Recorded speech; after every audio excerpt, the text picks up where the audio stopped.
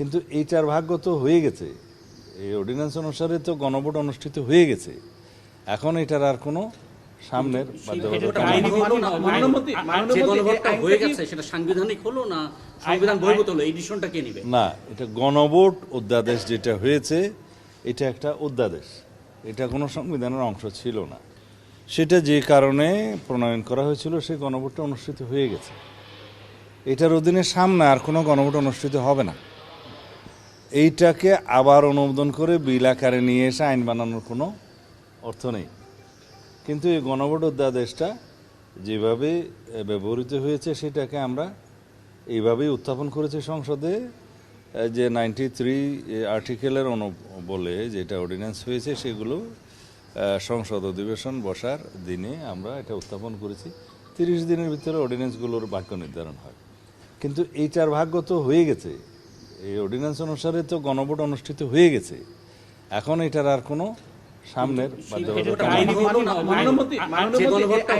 সেটা সাংবিধানিক হলো না সংবিধান বহির্ভূত হলো, এই ডিসিশনটা কে নেবে? না, এটা গণভোট অধ্যাদেশ যেটা হয়েছে এটা একটা অধ্যাদেশ, এটা কোনো সংবিধানের অংশ ছিল না। স্টে সেফের ডাবল লেয়ার প্রোটেকশনই পিরিয়ডের হেভি ফ্লোর দিনগুলোতে আমাকে রাখে নিরাপদে। Stay safe.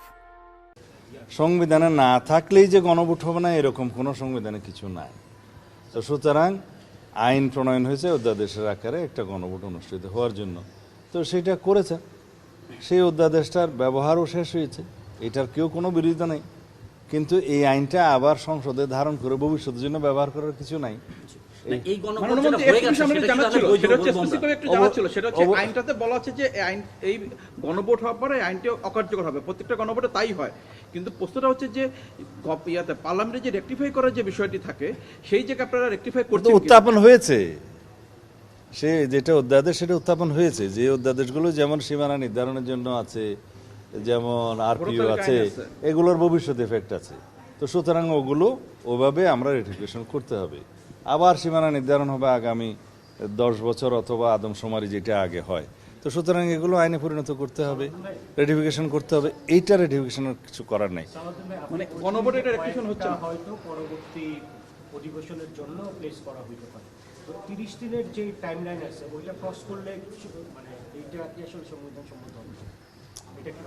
30 দিনের ভিতরে যে সমস্ত বিলগুলো অর্ডিন্যান্সগুলো আনায়ন করা সম্ভব হবে না সেগুলো অটোমেটিক ল্যাপস হয়ে যাবে। কিন্তু ওই কিছু কিছু অর্ডিন্যান্স আমাদেরকে আবার বিল আকারে নিয়ে আসতে হবে নেক্সট সেশন অথবা তারপরের সেশনে, যেগুলো আমরা আইন আকারে চাই। তাতে অসুবিধার কিছু নাই। হ্যাঁ, সেরকম অনেকগুলো বিল আমাদেরকে পরে আনতে হবে, কারণ এই 12 দিনের ভিতরে আসলে এটা সম্ভবও হবে না সবগুলো বিল আনতে পারে।